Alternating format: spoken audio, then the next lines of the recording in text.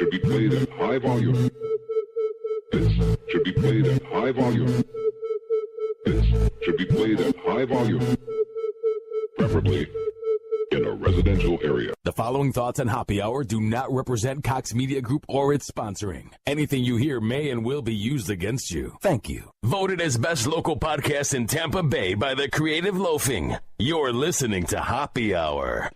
Shout out to Tone Bell for sitting in on Hoppe Hour. And if you want to see him at the best comedy club in all of Tampa Bay, it's not hard. He will be here all weekend, May 19th through the 22nd at Side Splitters Comedy Club. They are at 12938 Dale Mabry Highway in Tampa Bay. Call them at 813-960-1197. It's 813-960-1197. And their website is sidesplitterscomedy.com. That is sidesplitterscomedy.com. All right, now for the interview with the one and only Tone Bell. What up? What's happening? This is Hoppe Hour. I am your host, Ryan Hoppe. And this next guest, you can see all this weekend at Side Splitters in Tampa Bay. And you might have seen him on such shows as The Truth Be Told, The Flash, and Whitney. And now he is on Hoppe Hour. We have comedian Tone Bell live. What's up, dude? What up, man? I'm having a good time. It's hot as fuck. Yeah, dude, the thing was you and Derek and your friend invited me out to go get a drink down the block. Dude, how fucking sweaty was I? I mean, it's slavery sweaty. Like that was, it was like Mississippi burning sweaty. It was yeah, and then you turn down water like it wasn't free. Like just get some water, man. Cool off. I almost poured it on you. I was just like, but I didn't want some weird cascade. Like, what if that was something that you were into, and I hit a button. I didn't want to do that. Yeah, the girl kind of had to face like you're having some water if you like it or not. You need that. You must just take the water. Now, I want to ask you this: out of all the cities that you have been to recently, how does Tampa Bay compare? Like, I'm not in the city, so like this is my first time like coming like downtown while I'm like I've been here, but like I was in Cleveland and Chicago not too long. I was actually outside Chicago, so.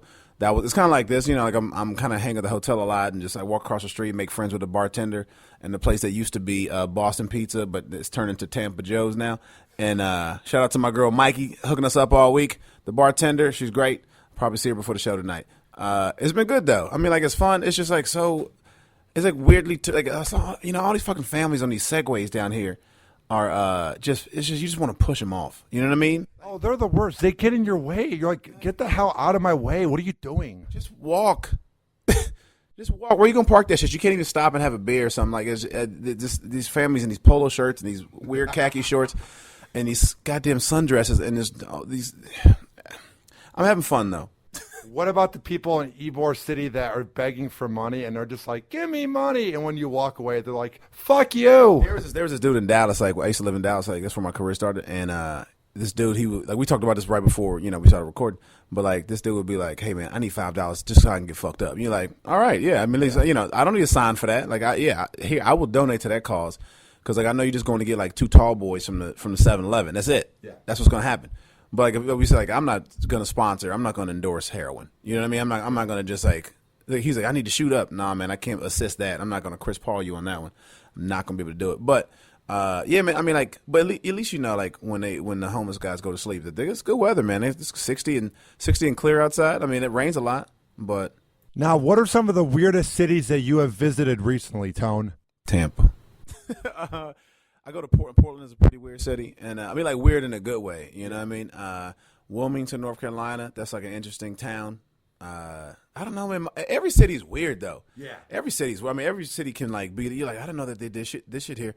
Yeah, I mean, I don't know. Like last time I was here, this dude offered his wife to me, right, for a hand job. I used to do this joke about getting a hand job, and he goes, "Hey, it would be an honor if my wife could give you a hand job." And I was like, "I'm flattered," but like no sex, no blowjob, just like I just, you know, he wanted me to experience it, and she was just kind of meek. She was just kind of like, "Yeah, I'm pretty good at it." It was so fucking weird. And then like you don't want to be rude. Yeah. So I was like, oh, let me think about it. Wait outside and I'll figure it out. And then like they waited. Like the wife was kind of, like she was like stretching, like getting her hands ready, just in case. I said yes, and then he was like pacing back and forth, like this might be our shot. like what's the movie with like Stallone and the arm wrestling? Over the top. like she was getting ready. He was a coach, and he was like, I finally got us in. Now, how often do girls approach you after shows? Over the fucking top. That's hilarious. Not as much as you think. I think people think it's a little more. I mean, enough. Maybe more than most comics, but not as much as I think people think I might. Women never really. Sometimes they put themselves out there like, "Hey, I want you for tonight." Sometimes, most of the time they just wait till because now they can reach out on social media. Like, I'm gonna leave now and then I'm fucking slide in the DMs.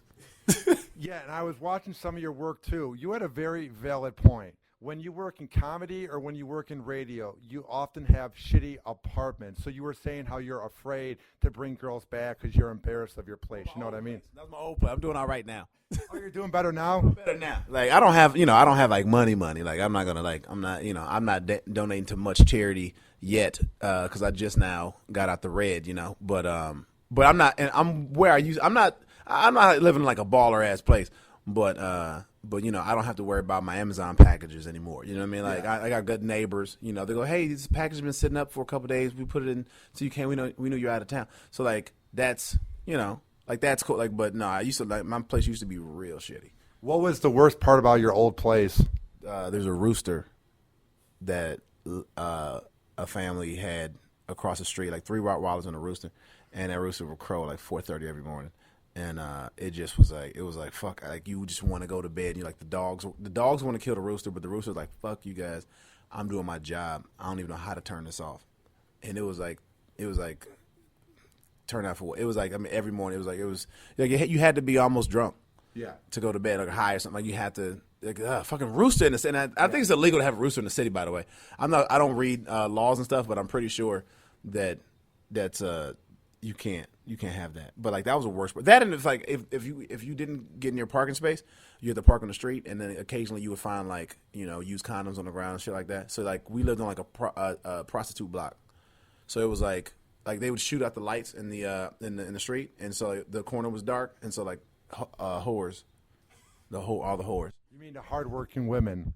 Yeah, the whores though. What is that like? Not whores. I mean, I'm not saying like, oh, fuck the whore. I'm saying like, but that's that was a profession, and that is a title. Like some people say stand-up comic, some people say comedian. You can say prostitute or you can say whore. You know what I mean? It's the same thing. I feel like people get offended when we call them whores. They're opening their legs for money. Get offended when you call them whores. Yeah. But real whores know they're whores. Yeah. And that is just what it is. Do you think there's like some deep daddy issues? I know that's the go-to line for girls in porn or dancers. What do you think it is where a girl like wants to sell herself? It's not normal. Oh, dude, I think some girls had that summer, like, everybody has like a hoe phase where like men, when everybody does it, where you're like, oh, I was a little loose. And then some girls are just like, I could probably, why not just turn this into like, something that I can pay my bills with. Like I can keep good cable if I I don't have to. I can have HBO and Showtime if I really Hulu Premium if I bust his pussy open. It's funny how quickly they make money. Like I'm not making a lot of money in radio right now, and often I wish I was coordinated and I was better looking so I could just make some money in porn. But you're like 6'5". You can play ball. Did you play ball? Dude, did you see the way I was walking when we were hanging out? I'm not the most coordinated guy. I never was good at sports. This is all I'm good at, talking into the mic, and I'm barely good at this. Yeah, you were just walking, and you looked like you had played 5 quarters of basketball. So, no, I want to ask you this. What is it like when you finally get out of that awful apartment with the weird whores in the neighborhood and you're making enough where you're living a better life? What is that moment like when you sign that contract or you make enough? What's that moment like? It just feels like the reason why you moved to Hollywood is finally starting to work out. Because, it's never enough. Somebody told me that like 6 months ago. It's never enough, so it doesn't matter. That's why Matthew Perry's still doing fucking TV, man. I mean, like, he's done movies, and he made like $70 million doing Friends. He was, yeah. Like, it's like he doesn't need to work a day again, but he's like, it's never enough. You always want more. So, like, it's nice. Like, I don't want for anything right now. Like, if I want a sandwich, I go buy a sandwich. I mean, where before I was like, fuck, I got to go buy bread to make a sandwich. Like now I can go to Jimmy John's and ball the fuck out. Yeah. You know what I mean? Extra tomatoes. That'll be extra. Fuck it. I said extra tomatoes. Right? Yeah. I can do that now.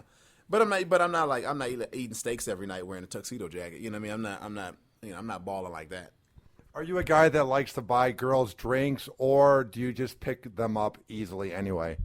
I only talk to girls that see me on stage. I'll be honest with you on that. I don't like. I'm not the out the blue type of like, hey, you where are you from? Like, I'm not. I mean, some guys. I'm not doing that anymore. Like, I haven't done that in years, and I refuse. I'm not gonna do it. But I will buy a chick a drink that I don't even like, just if she's good conversation. But also, you got to buy a fucking real drink. I'm not amaretto sours and this cute shit. I don't buy I buy drinkers a drink. Yeah. Like, if some chick is like, I want a PBR, I'm like, fuck yeah, we hanging out. Like, I want a chick that can drink a nice, Schlitz, a fucking PBR. A chick who's like, can I get a shot of Jameson? You like, what is your last name? We gotta be Facebook friends. Next time I come to town, we're kicking it. Do you use any of the apps like Tinder or Bumble? I could imagine if you do, you would do really well on it. I tried early on, like 3 years ago. I tried Tinder, but like, I'm just like, I don't have the patience. Like I have no patience to like try to work the angle of like, because I'm trying to fuck. Yeah. That's it. Like, I don't want to get to know you. I mean, if that happens, that's great, but I'm not gonna, like, so like, I don't have Tinder game. I don't have a Tinder game. I don't have like the talk long enough to like want to meet. I'm like two lines in. I was like, hey, where you staying? Like, that's it. Like, I don't have it. I don't want it. I don't want, like, that's not my game. I love the girls that are like, no hookups, just friendships, and you're like, delete your account then. Because I don't know what it is. I mean, people say it's, I have friends who are like, oh, we met on Tinder and now we're just like really good friends and they never hooked up. Like, that seems like go to a bar, go be social, join a bowling league. You know what I mean? Like, like, do something. Like, don't fucking get on the app to make friends. That's fucking stupid. Like, go paint.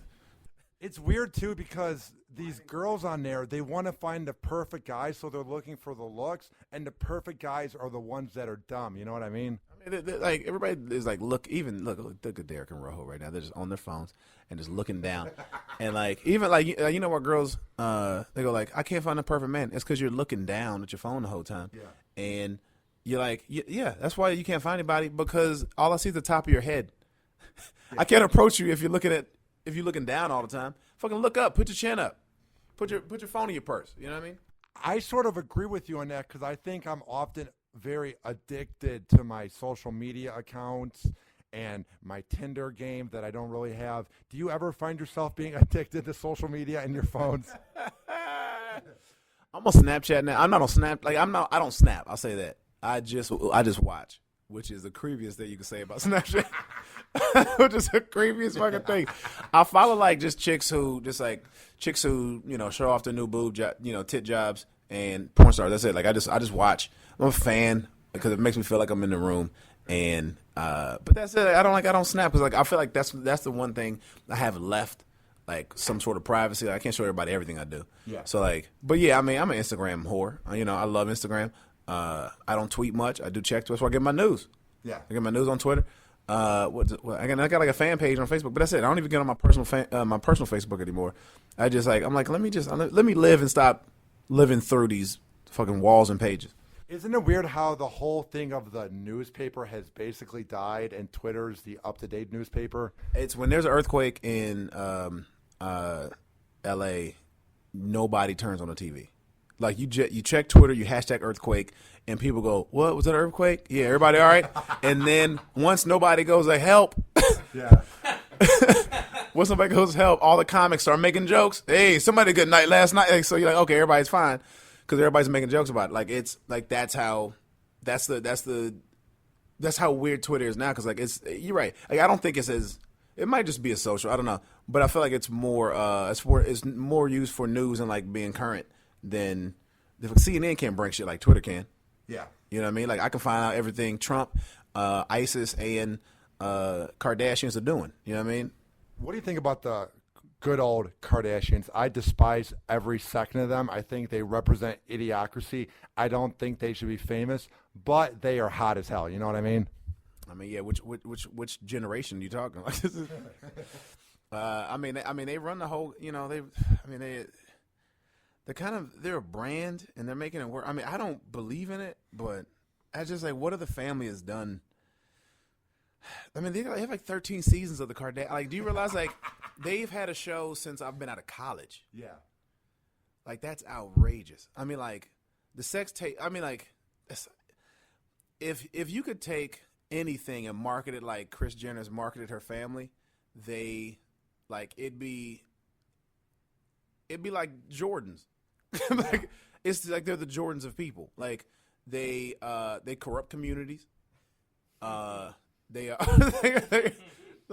but they're global phenomenon. You know what I mean?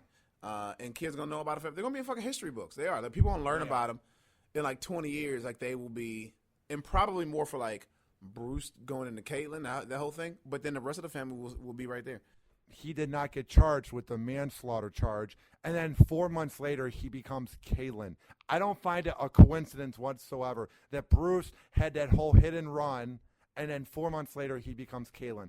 I just don't know why we don't rip into him more, you know? Like you changed everything but your fingerprints. Yeah. You're trying to get away from the law. You try to get away from the law. You got to do more than that. I don't know, man.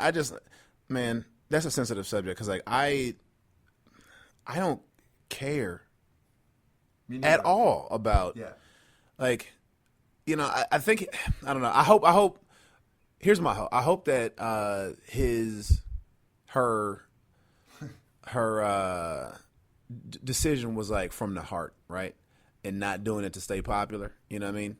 Like, cause that's what you hope. You're like, oh, if this person did this for a reason, that's like me quitting I went out of day job. It's like me quitting my job to go. Just like, am I doing it for me? Am I doing it for what you think I should be doing? Am I doing it for me? Like, you just hope there wasn't a hype man or just like somebody's entourage who was like, hell yeah, like, cause you know I make terrible decisions where I'm like, hey, I'm gonna go do something stupid, and then Derek is like, don't do that, right? And I got somebody to bring me down to earth. Hey man, do not do that shit. That's stupid, right?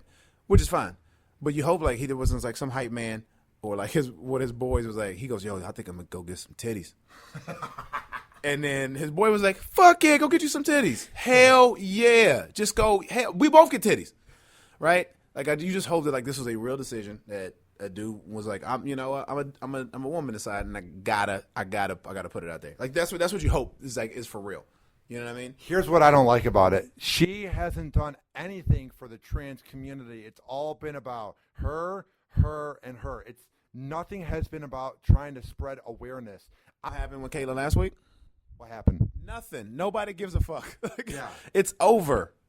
Nobody gives a fuck. Yeah. Nobody. The show got canceled. Now she's just like trying to get this wig together and trying to figure out how to host the show. Like it's like she's gonna have to do something because it's like, all right, what are you gonna do now? Yeah. You're not doing shit. You're not because it's like that's the real like thing. Do you fucking believe in it for real? Yeah. Are you part of the community? Are you like you can't just become an advocate on day one? Yeah. You got to live it. You got. Are you about this life? Yeah. You got to pull a Marshawn Lynch. Be about that action. Because when you look at her, it just seems like it was all about her. But there's people like Chaz Bono and RuPaul that seem like they embraced the life a little more. You know what I mean? Have you seen RuPaul without the shit on? No. Like just like with as the guy, you know what I mean, like with the glasses and the suit. RuPaul cool look. I'll have a beer with RuPaul. RuPaul look cool as fuck. I would kick it like, and he's like, look, man, you know, I put the dress up today. I'm like rocking these slacks, like, yeah. But like at least like he did it for 20 years, 30 years. How old is RuPaul? RuPaul probably like 60, huh? Got to be like 60. I don't know. I caught myself watching Art of Paint. What's that? It's like some here you can put your elbow down, lean in. It's a Heidi? I don't know, one of them, but it's like some body artist. It's like body paint, and of course I did it because I'm a creep. So I was like, I want to see these models. You do seem like kind of a creep. I am a creep. But most dudes are creeps. I just admit it. Most dudes are creeps all the fucking time. Most dudes. I don't mind saying, hey man, like I like to see shit that is like you call it art. I'm like, look at that chick. That chick is fucking dope. And like, but look at the body paint. Look at his, yeah. Wash that shit off. Take a shower. Yeah. Take a shower. I just want to spray salt water all over and just dissolve and just watch. Ugh, I'm a gross human being. You do seem like a guy that just loves getting laid. Like, you don't even care about getting to know them. It just seems like you just want to bang anything in sight. Am I right about that, Tone? I mean, I'm 33 now. So I mean, when I was 24, yeah. I mean, now like that shit costs money, man. I understand going back to prostitution. I get it now. You're like, hey, pay him to leave. That's what you do it for. No. Like now, I got a fucking career I'm working on. I got time to be like just trying to bang every chick. That takes time. When I could be doing other stuff, you know what I mean?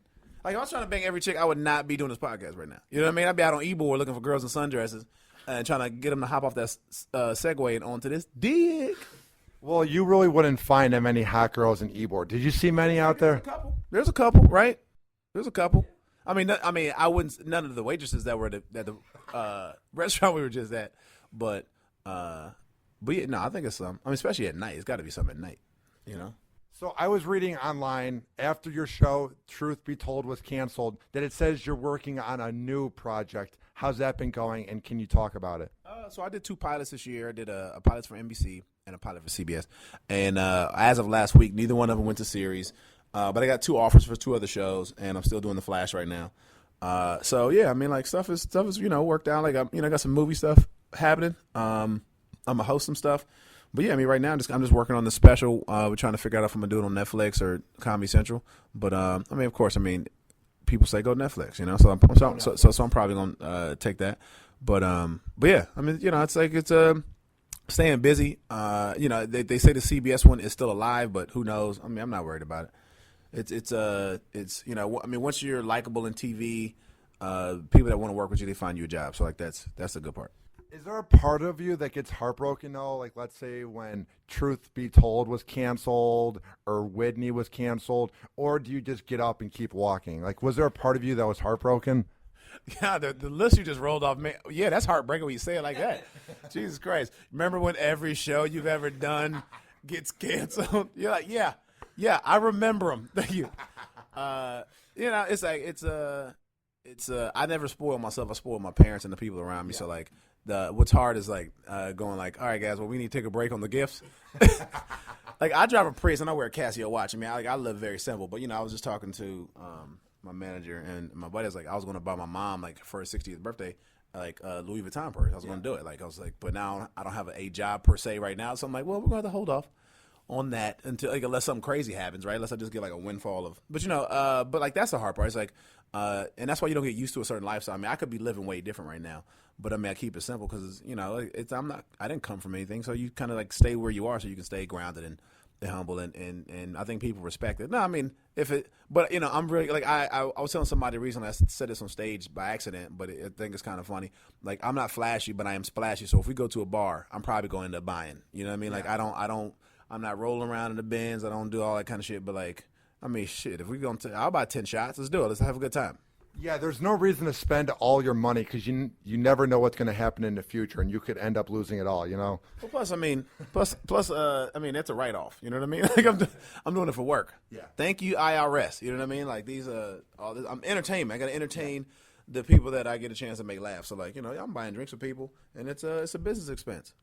How was your shows last night at Side Splitters? How did it all go down? Oh, it was fucking amazing, man. Rojo rocked the stage. Amanda, who was our opener, rocked the stage. I fucking went and closed it well. I mean, like, we having a good time. People in Tampa are just fun people, though. I mean, like, I don't know. There's the other club here, the Improv that's at Ybor. I've never been there, but I heard it's a good time. My buddy Ron Funches is there right now.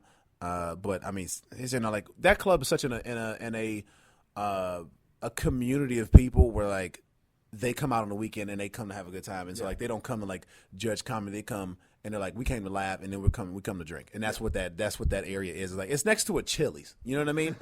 A Chili's means good old like 2 for $20. I'm bringing the kids; they get free desserts. You know what I mean? Like we got $80 for the night. What are we gonna do? Yeah, we're going to see Tone Bell and Rojo Perez, and then we're gonna go to Chili's and fucking have a ball, drink some of these $3 Long Island iced teas.